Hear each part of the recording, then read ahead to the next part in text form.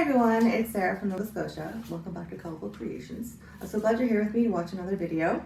I'm going to do a Dutch pour and I just have 3 art panels like I've been working on. These are 12 by 16. They're painted with black gesso, and I would have rather had white honestly, but I only had black, so I just painted the edge white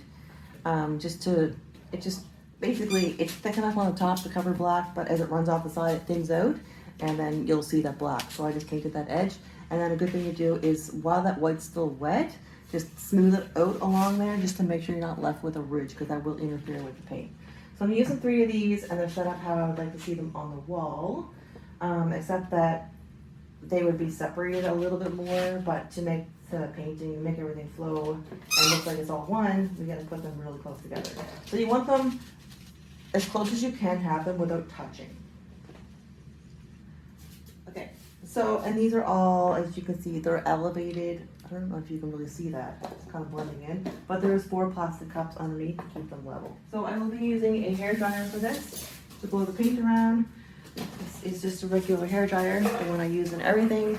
It has a tip that I got on Amazon. There's a set of 3 for $15, $13. It's probably a lot more now. This is the biggest one, so you would use a smaller one for a smaller painting. It just gives you a little more control of the air coming out, and you can get that nice fan shape. So I will show you my colors. All right, so here's all the colors I'm using. This is Titanium White by Mont Marte. I'll be using this for the base. This one is mixed slightly thinner than the rest.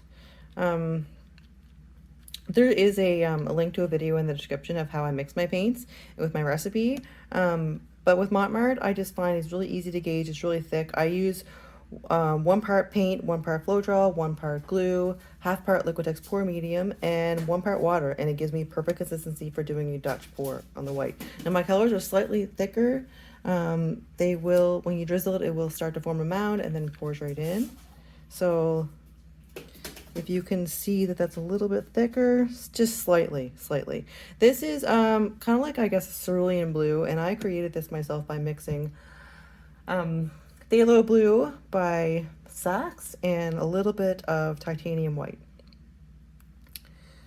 This is a metallic black by Artist Loft. Nice and pretty. So you can see the thickness better on this one, I think. See that?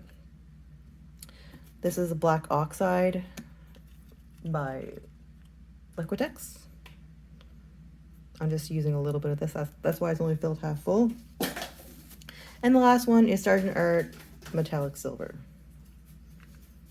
A lot of times metallics, they actually look like they're a lot thicker than what they are. You just gotta be careful. Okay, so I'm going to cover all these in white first. Clearly I have more mixed up than a little bit I showed you in that cup there. I like to mix it up in a big bucket and then pour it into an empty Floetrol container. It could be anything really, just I always have plenty of these laying around. It's an airtight seal. So I'm just going to pour this directly on these panels and tilt them around to cover evenly. I'll speed that part up so you don't have to painfully watch it. So a little tip I like, so you don't lose so much, I like to, number 1, tilt this over another panel if you have one, just so that the paint that runs off is at least it's not going to waste. And I make a little cup with my hands, and I come to the corner, and then I don't lose it all. I can kind of run that down the edge and kind of keep a little bit of it. And just keep tilting it around until I have it covered.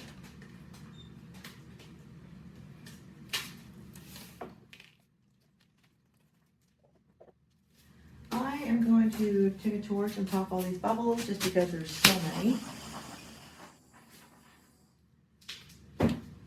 So now, when I said you want them as far apart as you, as close together as you can without them touching, I mean without the paint touching, because there's paint on these edges now, so you want them as close as you can without touching, because you want the paint to run in between.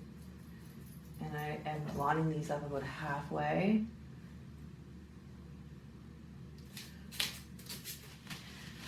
All right, so I'm going to start with that black oxide.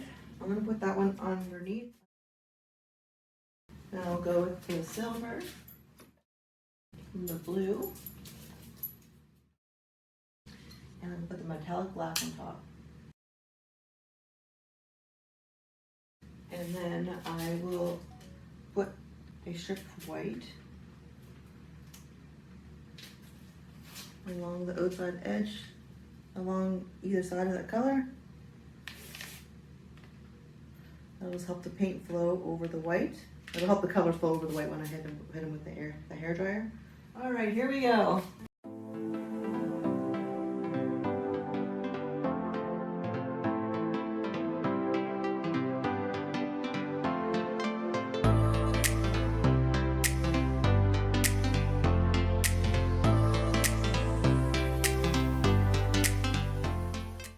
I got some really cool looking white spots popping up from, I'm guessing, the bubbles that I didn't pop.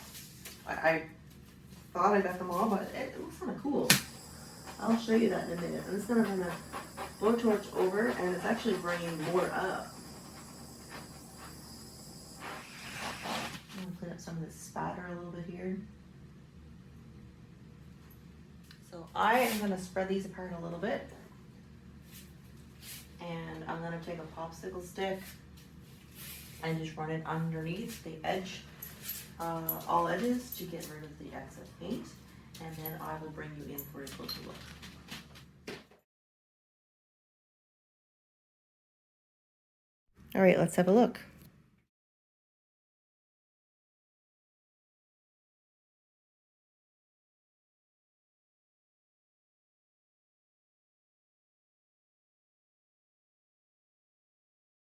What do you guys think of this?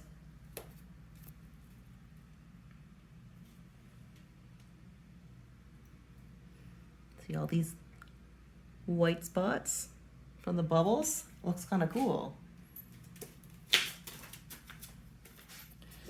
So let me know what you think in the comments, what you think of this, the colors. Do you like this, the white spots, or hate them?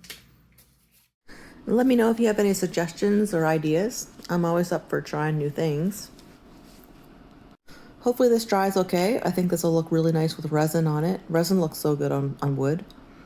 So thank you so much for watching. I will see you in the next video.